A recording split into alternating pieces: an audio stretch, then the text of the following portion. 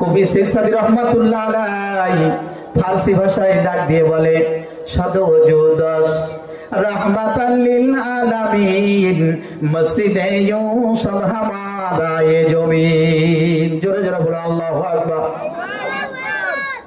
সদওজুদস রহমাতাল লিল আলামিন, সদওজুদস রহমাতাল লিল আলামিন মসজিদে ইউসুফ হামাদায়ে জমিন।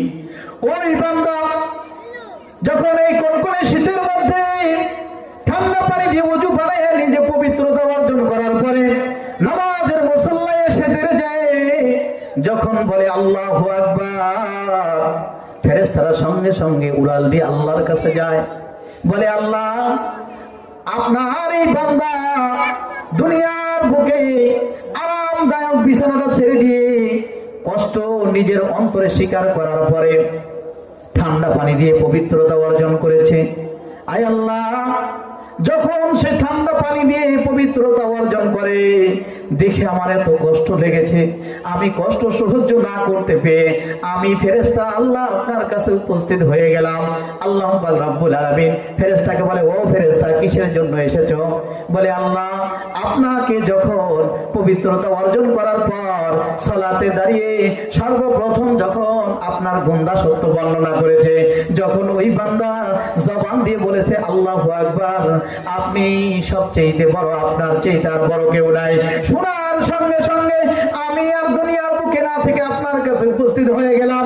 আল্লাহ পাক রব্বুল আলামিন কয়, ও ফেরেশতা রে, আমি তোর কাছ থেকে শুনবো, এই জন্যই তো আমি বান্দার জীবনের গুনাহ খাতাগুলো মাফ করি নাই। ফেরেশতা আবারও আল্লাহর কাছে নালিশ দিয়ে বলে, আল্লাহ যখন রুকুতে যায়, রুকুতে যেয়ে বলে সুবহানা রাব্বিয়াল আযীম, আমি তো আর সহ্য করতে পারি না, আপনার কাছে চলে আসে। আল্লাহ বলে, আর কি করে আমার বান্দা? আল্লাহর কাছে যায় ফেরেশতা বলে, ও মালিক,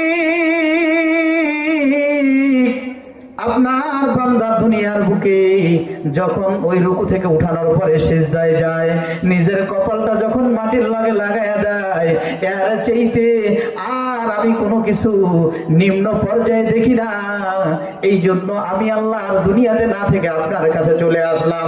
আল্লাহ পাক রব্বুল আলামিন কয়, ও ফেরেশতা, আমার জন্য আমার বান্দা যখন নিজের কপালটা জমিনের মধ্যে লাগিয়ে বলে সুবহানা রাব্বিয়াল আলা, সুবহানা রাব্বিয়াল আলা, ও ফেরেশতা রে, আমি আমার বান্দার ওই করুণা সহ্য না করতে পেরে আমি আমার বান্দার জীবনের সব গুনাহগুলো মাফ করে দেই। জোরে জোরে বলেন সুবহানাল্লাহ।